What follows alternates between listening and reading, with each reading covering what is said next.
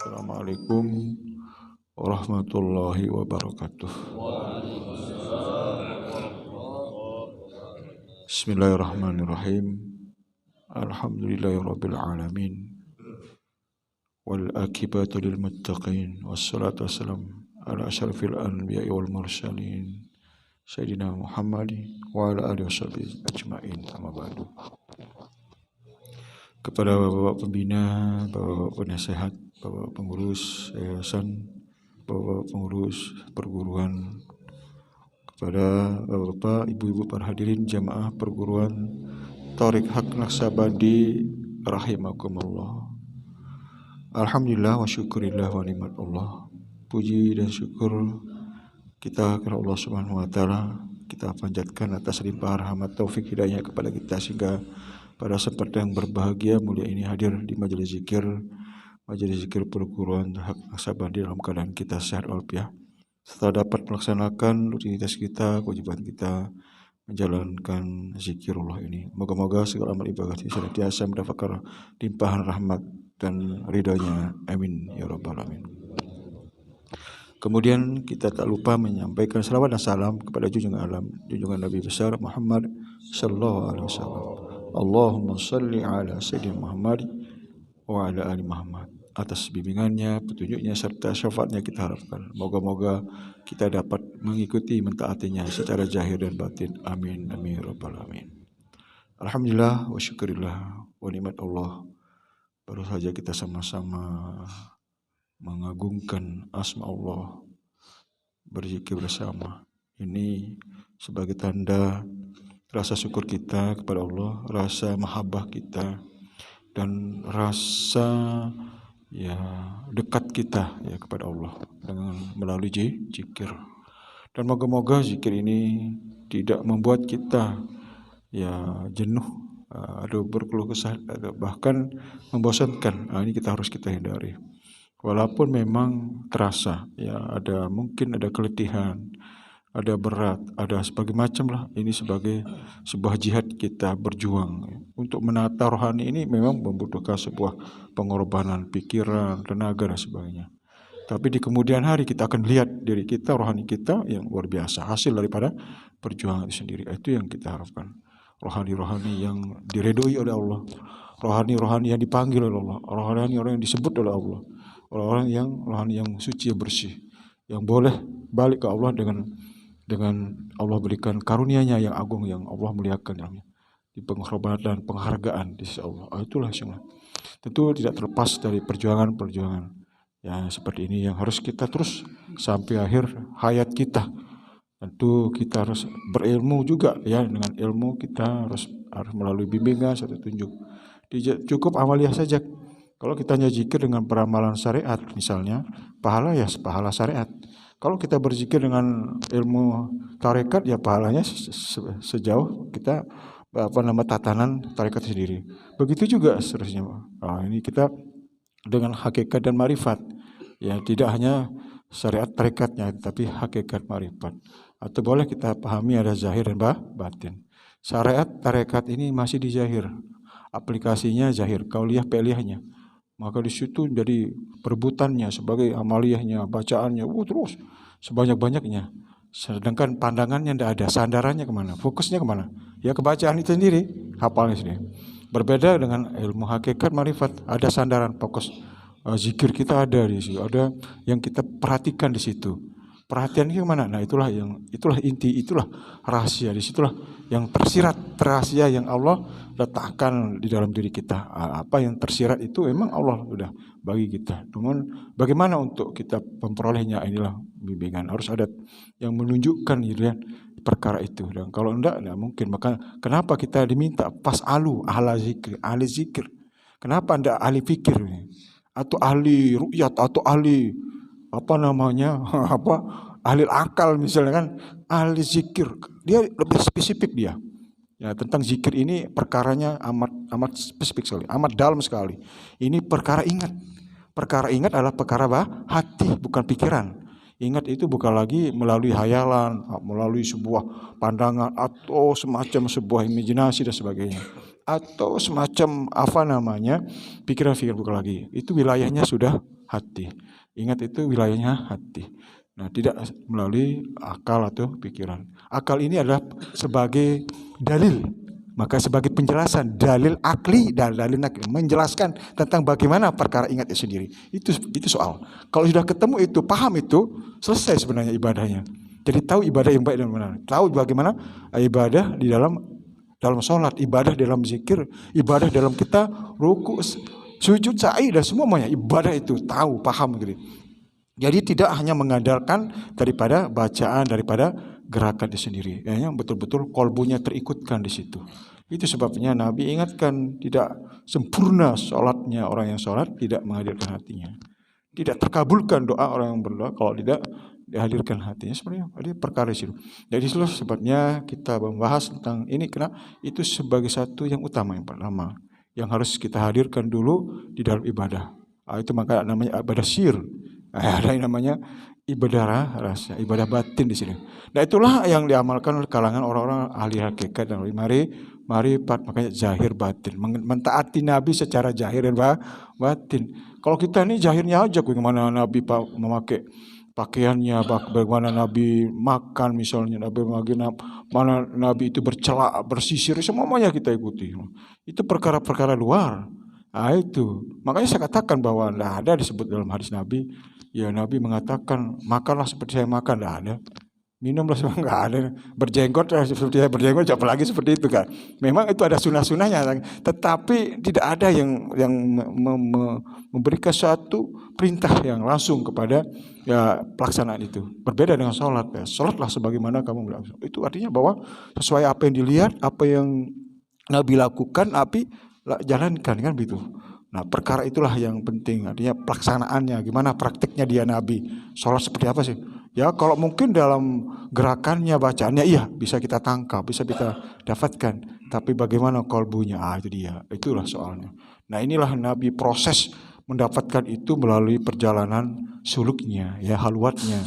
Nah, perjalanan ya menyendirinya disitulah beliau dapatkan. Nah itulah sebabnya perkara ini sampai orang tanya-tanya, tapi orang kan sejarahnya saja ya, cerita sejarah perjalanannya gimana, tapi ilmu apa yang beliau Nabi dapatkan, Nabi praktikkan itu tidak nyampai gitu.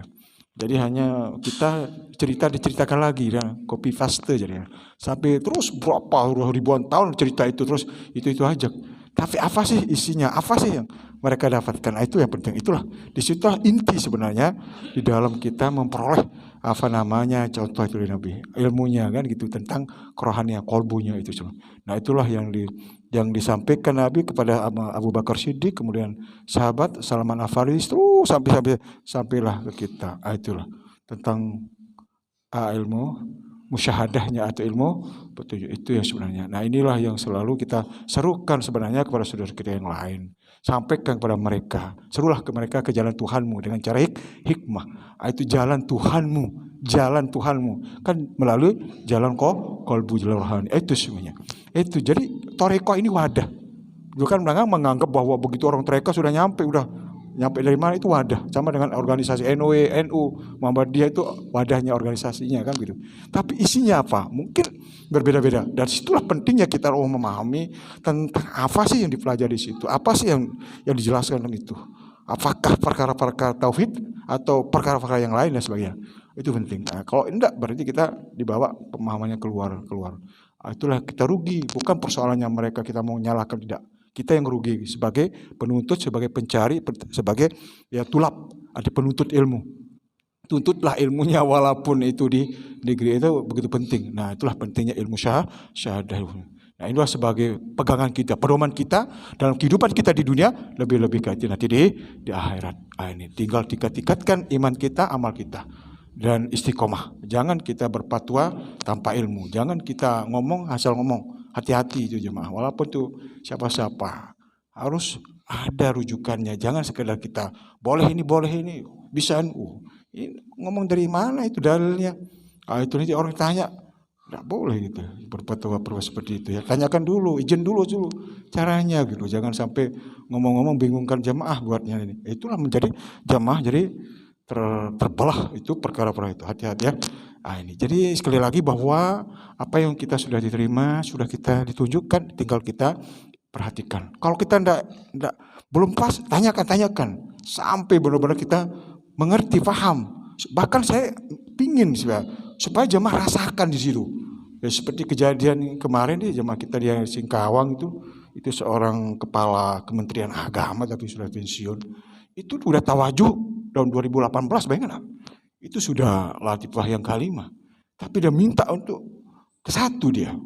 Itu kenapa dia pingin dia betul-betul dapat itu, bukan dapat sekedar bacaannya begitu aja, tawajuh begitu aja. Itu ingin benar-benar dia pahami dengan pemahaman dalil-dalil akli dan akli. Dia alhamdulillah kita tawajuh ulang kemarin. Apa yang terjadi? Alhamdulillah tidak lagi sekedar pemahaman tetapi rasa itu dia dapatkan. Sehingga dia tumpuhkan rasa ya terharunya itu ya ketika ditawajuh. Ya kali itulah dia dapat zok seperti itu ya. Selama sebelumnya mungkin dia tidak diperhatikan atau bagaimana. Itulah Allah ketika membukakan hidayah ya, pintu hidayah buat dia, kenapa tidak? Nah, itulah pentingnya kita harus jaga itu juga, harus tata cara kita bertawajuh seperti apa, bukan hanya dengan dalil-dalilnya aja, kepintarannya bukan itu. Itu nanti ada tatarannya gitu, supaya merasa bukan kita itu loh. Nah, itu kemarin yang disampaikan juga para jemaah yang mengalami prosesi tawajuh itu, ternyata bukan dawadal itu malah yang nawajuh, walaupun di situ, bayangkan enggak? Nah, memang dia jelaskan, saya ini bukan mursyid gitu, tapi ini kadang-kadang jemaah ini lewat gitu. Dia merasa dia gitu, itu yang bahaya. Ya silahkan kalau seperti itu, kalau itu yang terjadi, ya kita kembali kepada apa yang menjadi sebuah amanah. Itu kita sudah ada batasan itu, kalau tinggal kita lah yang harus menjaganya kan gitu. Kita ikuti sesuai dengan apa yang sudah kita diamanahkan. Secara pribadi aja tidak berani kita mau kurang-kurangnya atau lebih kan. Makanya tulisan-tulisan beliau kita masih simpan itu. Artinya apa? Dalam hal itu kita enggak boleh kita maunya, bukan persoalan bisa dan tidaknya kan gitu. Tetapi ini persoalan komitmen, tanggung jawab itu soal. Ini soal rohani, jangan sampai keliru di situ ya. Ya moga-moga pemahaman ini, penjelasan ini kita menjadi ambil pembelajaran, ambil sebagai satu prinsip supaya kita punya satu komitmen yang bagus. Jangan labil, jangan di situ ikuti satu itu, mau ikut yang mana lagi. Itulah membuat jamaah akhirnya tersiok-siok, akhirnya tidak punya komitmen yang kuat. Itulah terbelah jadinya. Ya enggak. Angin-anginan jadinya. Pas ada orang dia tidak paham, akhirnya jadinya menghindar, bahkan jadi hilang dan sebagainya. Itu sebabnya kalau memang kita tidak mampu menjelaskan, tinggal dibawa, tinggal dia arahkan ke sini, kan selesai sebenarnya. Apa soal-soal yang mereka dia mau tanyakan dan sebagainya, kita harus jelaskan. Baik dari sisi peramalan kita, cara kita menjalankan amaliyah kita ini, baik secara sirnya, jaharnya, semuanya. Ini semua kita berikan penjelasan, sehingga penjelasan kita ada sebuah penjelasan yang tumpang tindih atau tidak pas.